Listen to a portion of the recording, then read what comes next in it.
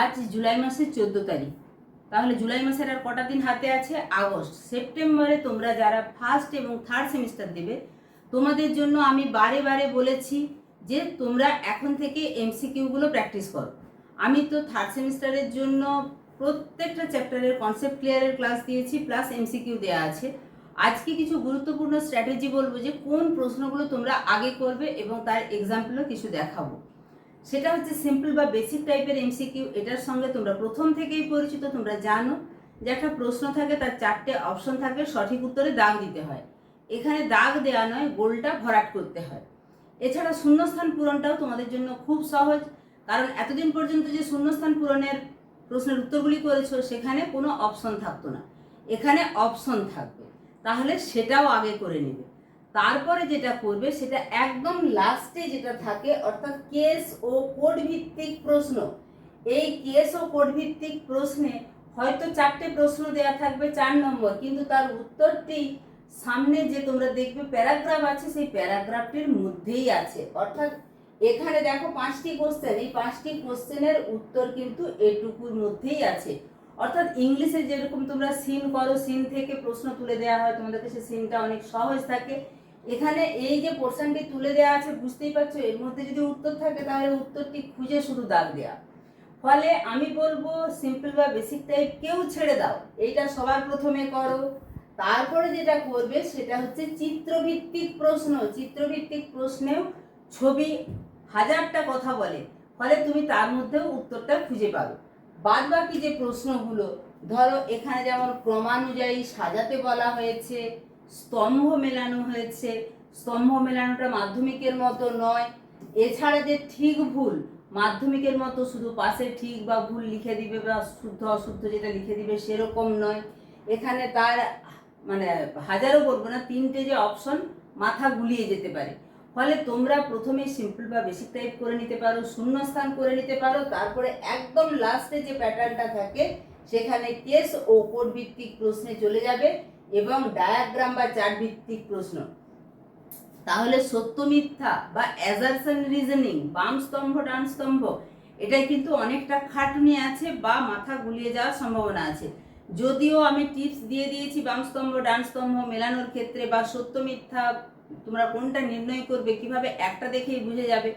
এর জন্য কিন্তু একটা দেখেই তোমরা বুঝে যাবে যে কোন উত্তরটা সঠিক হতে চলেছে। ম্যাক্সিমাম তোমার যদি দুটো জানা থাকে তাহলেও তুমি বুঝতে পারবে যে কোন অপশনটা সঠিক। এর জন্য কিন্তু প্রত্যেকটা আমার চ্যানেলে যে ভিডিওগুলো আছে প্রত্যেকটা ভিডিও তোমরা দেখতে থাকো। তোমাদের অসুবিধা হলে কমেন্ট করো। আজকে যে পোর্শনটা তোমাদের সামনে রেখেছি সেটা থার্ড সেমিস্টারের জীবমণ্ডল, অর্থাৎ প্রাকৃতিক ভূগোলের একদম লাস্ট চ্যাপ্টার। সেখানে চিত্রভিত্তিক প্রশ্নে দেখো এখানে একটি ছবি দেওয়া আছে। এই ছবিটা দেখেই আমরা বুঝতে পারছি এটা পুকুরের ছবি, যেখানে মাছ আছে, শ্যাওলা আছে, গাছপালা আছে। অর্থাৎ এখানে মাইক্রোফাইট বা ফাইটোপ্লাঙ্কটন, এখানে প্রথম স্তরের খাদক জু প্লাঙ্কটন, দ্বিতীয় স্তরের খাদক, তৃতীয় স্তরের খাদক। এখানে বিয়োজক দেখানো হয়েছে, সূক্ষ্মাতি সূক্ষ্ম। এখানে কাদা, জড় উপাদান, অজৈব, জৈব যৌগ। বা আমি সর্বোপরি যেটা দেখতে পাচ্ছি এটা একটা পুকুর। তাহলে এটা কিসের বাস্তুতন্ত্র? সমুদ্র, নদী, পুকুর, হ্রদ। এটা পুকুরের বাস্তুতন্ত্র, পুকুর হবে সঠিক উত্তর। এখানে নিচের চিত্র দ্বারা কি বোঝানো হয়েছে? এখানে গাছ আছে, ঘাসপালা আছে, তাকে খাচ্ছে খরগোশ, ইঁদুর, গঙ্গাফড়িং। এখানে গাছ ও গাছপালার উপর যে 3জন নির্ভর করছে, 3জনেরই ছবি দেওয়া আছে। আবার এদের উপর যারা নির্ভর করে আছে, গিরগিটি, সাপ। আবার ডিরেক্ট ইঁদুর থেকে বাজ পাখিও হতে পারে, খরগোশ থেকেও বাজ পাখি হতে পারে, ইঁদুর থেকেও সাপ হতে পারে। এই যে একটা জালকের মতো অবস্থা, এটা আমরা আগে কনসেপ্ট ক্লিয়ারের ক্লাসে করেছি। যদি শুধু একটাই মাত্র লাইন দিয়ে, অর্থাৎ গাছ, সেখান থেকে গঙ্গা ফড়িং, সেখান থেকে গিরগিটি, সেখান থেকে বাজ পাখি, তাহলে কিন্তু খাদ্য শৃঙ্খল হতো। এখানে যেহেতু ডিরেক্ট উৎপাদক থেকে প্রথম সারির খাদক এবং প্রথম সারির খাদক থেকে ডিরেক্ট দ্বিতীয় সারির খাদক না হয়ে দ্বিতীয় সারির খাদকও হচ্ছে, আবার সর্বোচ্চ সারির খাদকও হচ্ছে।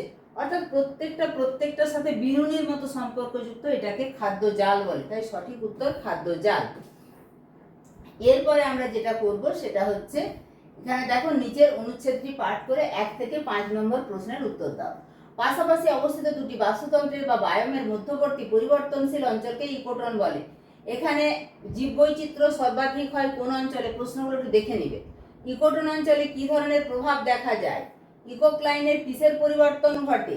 চারের দাগে যেটি প্রশ্ন, ক্রান্তীয় বৃষ্টি অরণ্য বায়োমের সঙ্গে সাভানা বায়োমের মধ্যবর্তী স্থানকে কি বলা হয়? ইকোটোনের ক্ষেত্রে কোন বৈশিষ্ট্যটি সঠিক?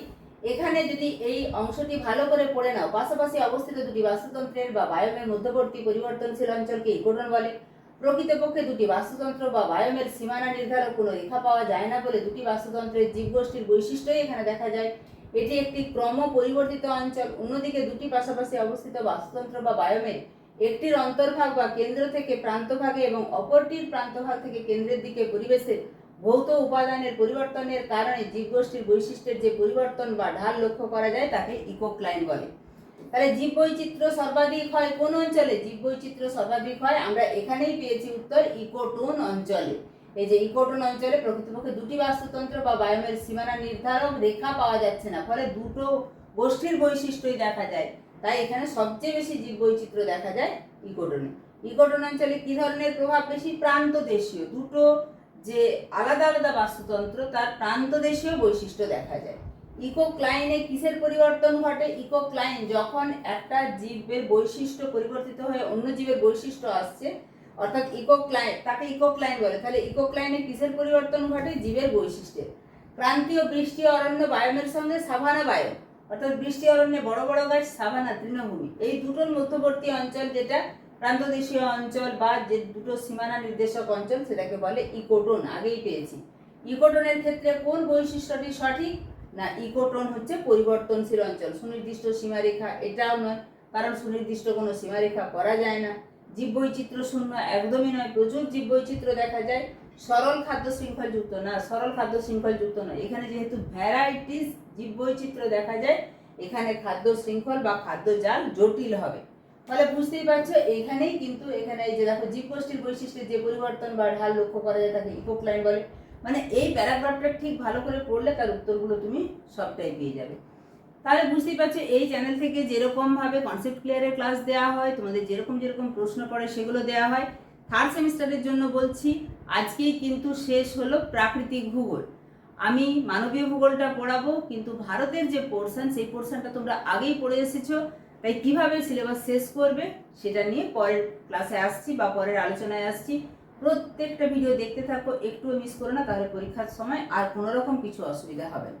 তাহলে আশা করবো এতক্ষণে চ্যানেলটা সাবস্ক্রাইব করে নিয়েছো, বন্ধুদের মাধ্যমে ভিডিওটা শেয়ার করে দাও, যাতে তারাও এই গুরুত্বপূর্ণ তথ্যটা জানতে পারে যে এই চ্যানেল থেকে জিওগ্রাফির সমস্ত ক্লাস দেওয়া হয়। এছাড়া তোমরা 7, 8, 9, 10 ভাই বোনেদের দেখবে, প্রত্যেকটা ক্লাসই আছে। ঠিক আছে, একদম লক্ষ্য রাখো, নোটিফিকেশন না এলে চ্যানেল ভিজিট করো। দেখা হচ্ছে খুব তাড়াতাড়ি পরবর্তী উপস্থাপনার সময়।